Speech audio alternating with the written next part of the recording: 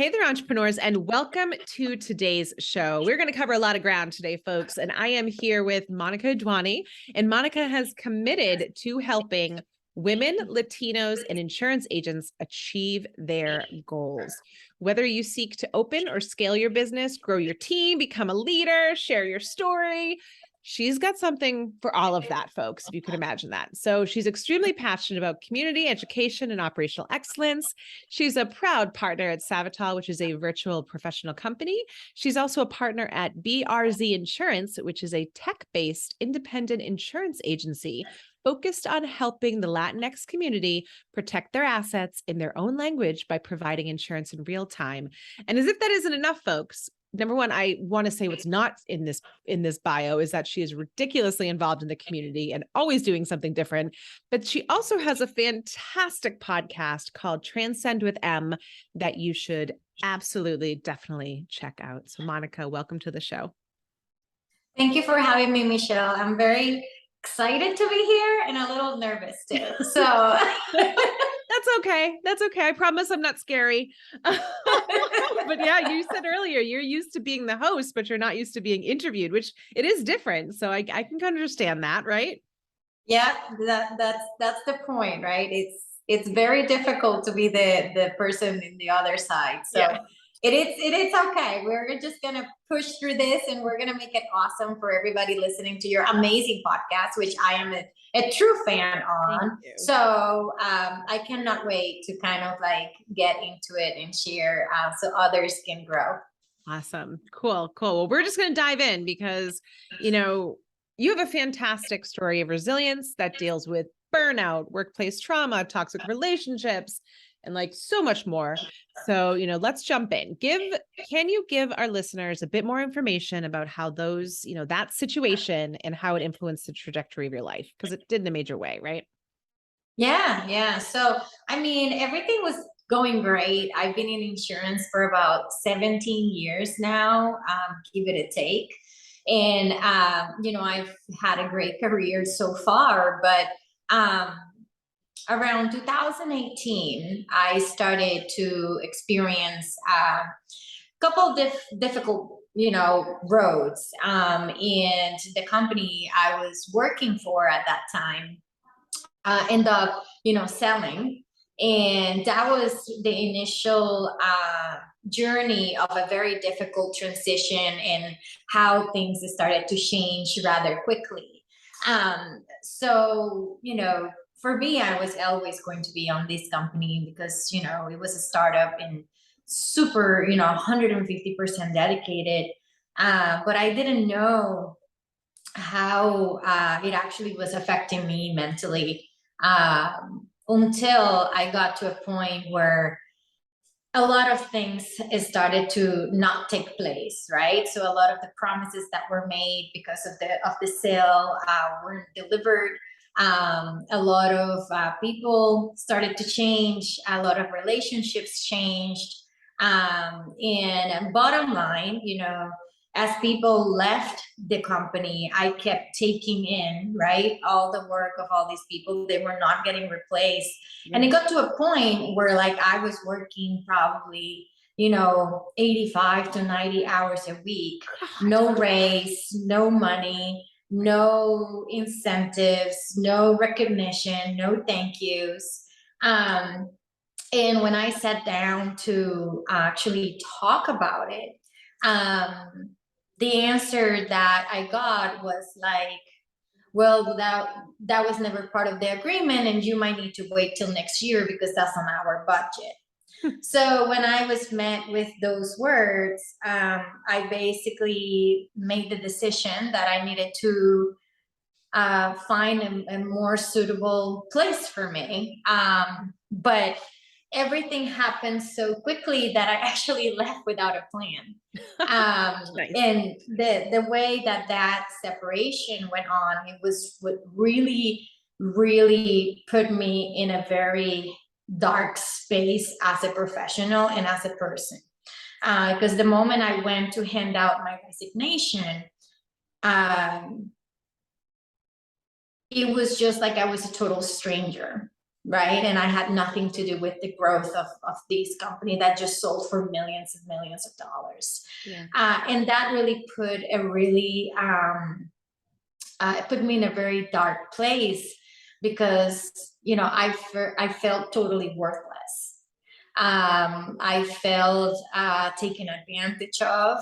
And it was like, you know, all these sacrifices, all this time, everything I have done and spent with them, it was, it meant nothing, right? So, you know, then you start thinking, you know, all those birthdays that I missed, or all those nights that I didn't sleep well, or, you know, all those weekends that I could have gone into like a camping trip and I never did because I was working. Um, it meant nothing at that moment. So that really put me in a very, very dark place where I question, should I continue in this career? Should I continue in this space? Of course, at that moment, I'm like, I can't trust anybody. So am I able to work for somebody else? Like, how is my next relationship going to be? So all these questions were there, like, am I really worth in this space? Like, am I good at my job? Like, am I good at what I do? All these, you know, imposter things came into play.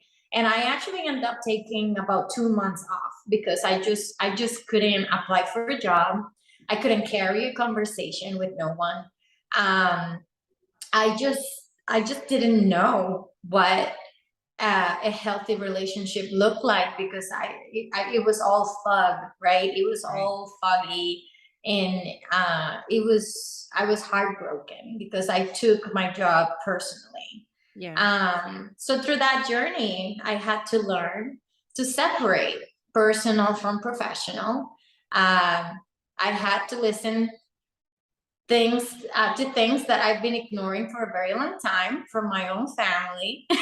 We're And good just at that, say, right? We're good at that. We you don't know, want to and hear it. then, You you know, don't hear it. accept that you just have to like say you were right, you know, which none of us like to do. Um, Especially to our husbands. I'm like, I will never do that. Like, um, and then it was mostly the loneliness. Because I thought some of these people were my friends. You know, I went to their weddings, I saw their kids being born, they were part of mine.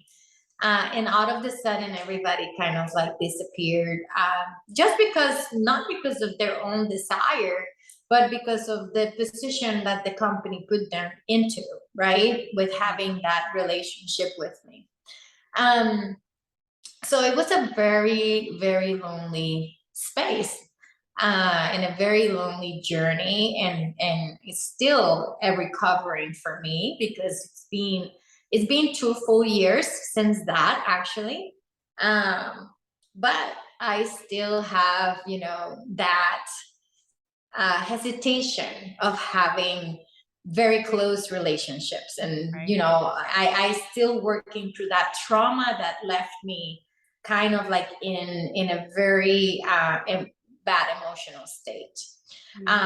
So with that, you know, I had to go through certain processes with myself that uh, helped me engage into finding who I was as a person, who I was as a professional, where do I want it to go, you know, how did I want my relationships to look like in the future. Do I really go back and try to fix those relationships? Do I move on? Right. And there was just a lot of different tools that I had to utilize in order to move forward. And once I determined that, it was a little bit easier. The path became a little bit clearer. And then instead of asking, you know, what if I never left? I mean, instead of asking, you know, what if I never left? I will be like, you know, what if I never did? to, oh my God, like I should have done this a long time ago, right? Because you get blinded by certain things. And sometimes we kind of put a hold into our own success by making others successful as well. So I really didn't know how capable it was of certain things because I was just, clouded into certain specific mindsets, right? Right. So yeah, with that, that's how kind of like Transcend with M, the podcast was born. The podcast was born basically because I needed an outlet to talk to new people that I can learn from. And I found that interviewing other women in business that have been through similar journeys or had some sort of entrepreneurial journey or higher up positions, that I would be able to understand a little bit more about what I wanted, how should I respond, and how should I kind of handle this different situations that came at me. And for 2 years now, we now been having conversations with amazing women all around the world that shared their stories. And what it started with something kind of like super personal, super, for my own kind of like professional gain, now has been helping a lot of other women across the globe, from all different countries. And it's just an amazing journey. So you never know how can your own personal journey can shift and turn into something amazing, right? And from there, opportunities have started to arise once I became clear with what my vision and my mission in life was. And one of them was to make sure that no other women went through what I went through with, this company. And we've been holding, monthly events with, entrepreneur women that shared their story and shared their story of resiliency, and can teach them kind of like how to leverage their skills, learn new skills, kind of like do all these things that usually we don't do for one another. Right. And then, because I've had some good relationships that I never really thought they were going to be there when I needed it the most, my professional career has really spiraled into now owning, two different businesses that are very, very successful. And we just keep helping people every day within our industry, within, the business, what encompasses owning a business. So Yeah. I'm very happy with what came from that. You make a really good point. I want to go back a little bit to your experience because, what you said before around like the separation of personal and professional, like you went to these people's weddings, like you saw their children born. And I think this is where people think like, let's keep professional in one category and personal in another, is completely unrealistic. And Yes. I just think it's, we have to see people as the humans that they are. When you're in a work situation, whether it's a startup, an entrepreneur, a company, whatever it might be, right? Like you have to remember that there's people involved. And it sounds like you've built your new companies on just that, remembering the human part of doing business, which it seems like was completely forgotten when it came to your previous career, right? Yeah. So, companies will be successful regardless if they're technology companies, insurance companies like mine. But people is an element that it's always going to be the key success of your company. Yeah. You are doing business with people, you are servicing people, and you are taking care of people. Yeah. And how do you do that? By having good people that is doing all those tasks, right? Yeah. So, we are like here at the agency, we're a tech-based company. but our bread and butter is servicing our people, and I say our people because we all have a big responsibility towards others. Yes. The way that, I felt at that moment is something I don't want anyone to experience, to experience that they are worth nothing, that their time is Right. not valuable. Yeah. It's not okay, not for a consumer, not for an employee, not for you as your own boss, or your own company. Like, everyone, including yourself, needs to understand that the most valuable asset that any business possess is people. Yeah. So we have, created, cultures, because my businesses are mutually exclusive. They're totally separate one from the other. I have different partners in different businesses, but both of them, I can say that, the culture is what has made them successful, Yeah. regardless of the process, regardless of the technology, regardless Yeah. of what it is that the business is.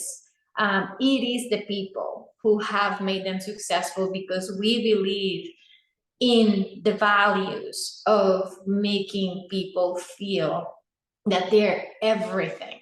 Yeah.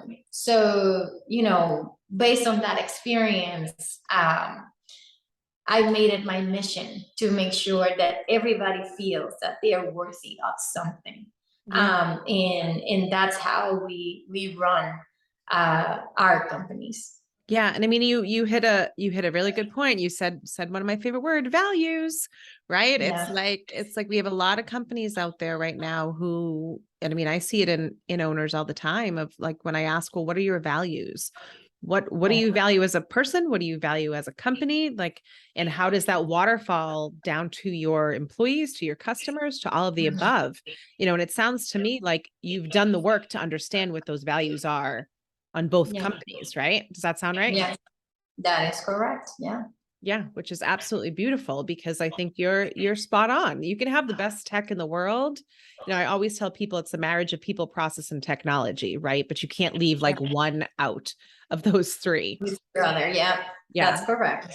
That's Yeah. correct. So what would you say? I mean, you've spoken to a lot of people on that podcast, like a ton. And I always love asking people who have podcasts, like, what do you think? And this is going to be a hard question because there's so many conversations, but what do you think, like, your top, like, 1, 2, or 3 kind of takeaways from all of those different conversations would be? I know that's a hard one because you've had some really good ones. Well, I think, the primary takeaway is that at one moment in time, regardless of what the journey is that you're going through, each person that I have interviewed, each one of us, have had this moment where we felt like that imposter syndrome, right? Like, we felt that we weren't good enough. Yeah. And that's always the most pivotal moment for anyone that I have interviewed. It could come in a lot of different ways, right? It doesn't have to be related to a job. It can be related to marriage. It can be related, it could be a divorce. It could be something of that sort that happened, that you were on your bottom and you said, oh my goodness, how do I pick myself up? And I think that's the first takeaway. We all been there at certain degree, and we all, the learning from that, and the takeaway from it is that we all have the resiliency to actually move on. Yeah. And we have the resiliency to actually face whatever it is that comes at us. So it doesn't matter what status you come from, what culture you come from. We all have internally that power to actually succeed in whatever it is that, we are going through at that moment in time. And I think that's my biggest takeaway, is that we all done it and we all have it and we're all capable of doing it. Whatever it is that we want to do, or whatever hole is that we need to crawl off, right? So I think the second one, it's that I've interviewed a couple men, but most women don't give themselves the value that they actually deserve. And the first person to do that is themselves. So we are, the takeaway on that is that we are a work in progress, and we're all learning how to actually change that mindset to actually, create better opportunities for ourselves. But it starts with us and how we refer to ourselves. So that's second. And then the third, what I've learned is that we're afraid of money. And thank you. Yeah. We are afraid of money. We have shame around money. We feel guilty about money. But we're also learning how to actually not feel that way and ask for what we want. So I think those three, those are common themes that I see on every single podcast I do. And it's interesting because the money topic often comes up with the value topic, which often comes up with the imposter syndrome topic. Like, it's like they're all kind of like this interwoven quilt of like things that we've all been. Also, I mean, no offense to the guys, but as women, we've been taught to, stay small, taught to kind of undervalue ourselves. And, there's almost this like awakening that I'm seeing around women. And maybe it's because of my age, because I'm 42 and I hang around with a lot of 42-year-olds or women in their 40s that are older, that it's all of a sudden like this awakening of like, wait a minute, this isn't how we have to operate. And I do have a choice when it comes to the trajectory of my life or my career or my family. It's like, it's like we had to wake up to it, right? Yeah. Where we tend to be complicit. And we are more patient than we should, right? For example, we are okay with taking a pay cut. We are okay with all these things that we shouldn't be okay with. But sometimes, because we're visionaries, most of us, we can see the value of it, of that specific decision down the road. The problem is that we are not in control of what happens down the road, and usually we end up losing, right? Just because we believed that this could have been a great decision, right? So sometimes, it is okay to take that risk, and it's always good to take risks, but we are used to take risks of things that are not going to help us, and we need to start taking risk on things that are actually going to push us forward. So that could be a whole other 7-day discussion. But there's not playing it, like there is something to be said about not playing it safe, but being strategic in your risk taking, which is what you're saying, right? Like, exactly. If you're going to take a risk, make it a calculated one, and make that not that the fact yourself is not disguised in helping somebody else, because sometimes we undervalue ourselves in the spirit of helping, or in the spirit of mission, or in the spirit of something else.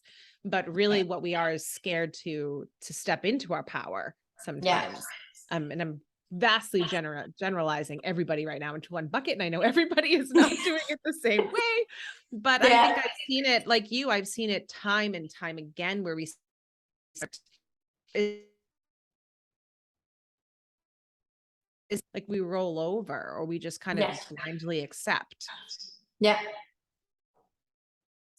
the matter.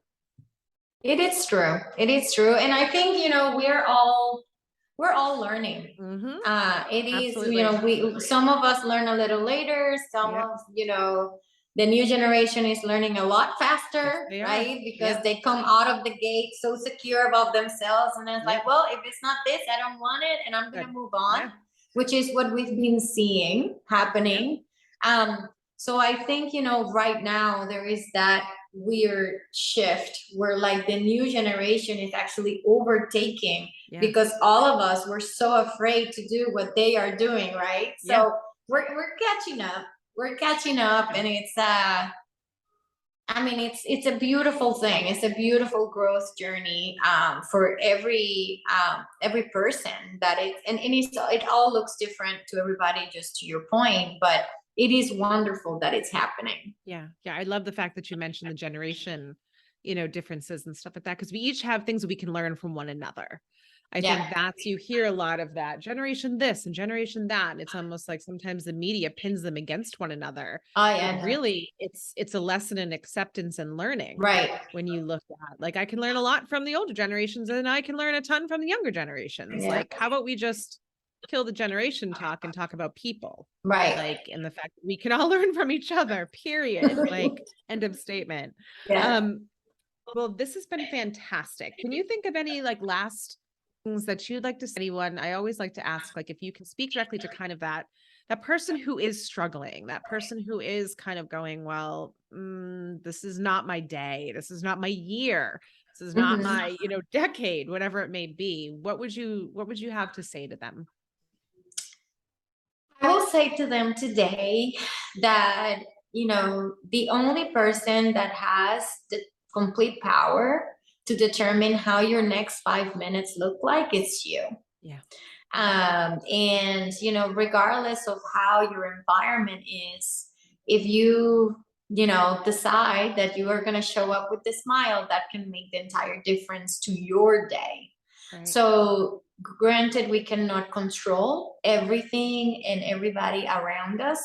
Um, we are the only person that can control every single outcome of our day. And yeah, there are things that are going to come and we're going to have to pivot. But how you pivot and how you tackle it is completely up to you. Yeah. So I think, harness that power that you have, and don't let, those other factors or that environment take the best out of you, because it's not worth it. No, it's not. And I think to your point, like, that is what you can control. You can always control your reaction to things, Yeah. right? And control the trajectory in which you want to run your day. Things may suck, but it's internally how you want to feel about that is really what kind of comes into play. Yeah. Fantastic advice right there. So tell people where they can come find you, my dear, because your podcast is fantastic. I mean, all the things you do is fantastic. So tell people where they can find more of you. Yeah, so I feel like I live and breathe on LinkedIn, which is awesome. So Monica Adwani on LinkedIn. I love that tool, man. I It's do just too. great. I do It's too. just great. And then, I do have an Instagram at Transcend with M. And I have my website, monicadwani.com. So if you want to learn more about everything we do, our companies, how we can help you, insurance related, or, from an operational standpoint, or you just want to share your story, just go there, select a one-on-one, create a meeting, and I'll be more than happy to chat with you. Awesome. Awesome. And definitely check out her podcast, folks. Transcend with them. I'm going to say it like 5 more times because it's fantastic and needs to be said. Thank you. So, well, Monica, thank you very much for this great conversation today. It was wonderful. Thank you so much for having me. I really appreciate it. And I hope that, we could help somebody with, understanding that they can definitely and possess that resiliency within them. So thank you for this space, because I do love your podcast too. And it's really amazing. Right back at you, friend. Right back at you. Thank you.